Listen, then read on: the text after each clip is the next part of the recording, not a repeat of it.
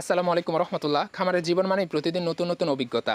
আজকে আমাদের এই গাভীটার একটা সমস্যা দেখা দিয়েছে। দুধ দহন করতে গিয়ে লক্ষ্য করলাম দুধের সঙ্গে হালকা গোলাপি রঙের মতো রক্ত বের হচ্ছে। অনেকেই হয়তো জানেন না দুধে রক্ত আসা বিভিন্ন সমস্যার লক্ষণ হতে পারে, যেমন স্তনের ভেতর ছোট রক্তনালী ফেটে যাওয়া, শুরুর পর্যায়ের মাস্টাইটিস বা স্তনের প্রদাহ, আঘাত লাগা অথবা অতিরিক্ত চাপের কারণে এমনটা হতে পারে। তাই এমন কিছু দেখলে বিষয়টা অবহেলা করা একদমই ঠিক নয়। এই সমস্যার জন্য আমরা প্রাণী চিকিৎসকের পরামর্শ অনুযায়ী এই মাস্টি 29 প্লাস এবং অ্যানরক্সিয়াল ট্যাবলেট নিয়ে এসেছি।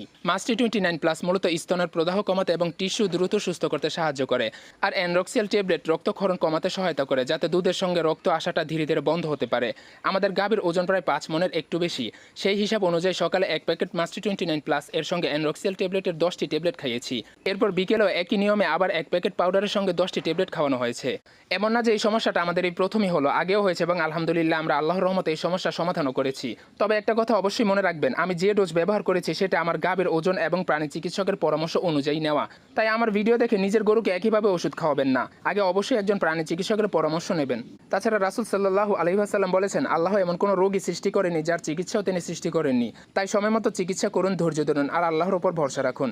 আল্লাহ আমাদের সকলের পশু পাখিকে সুস্থ রাখুক এবং হেফাজতে রাখুন। ধন্যবাদ।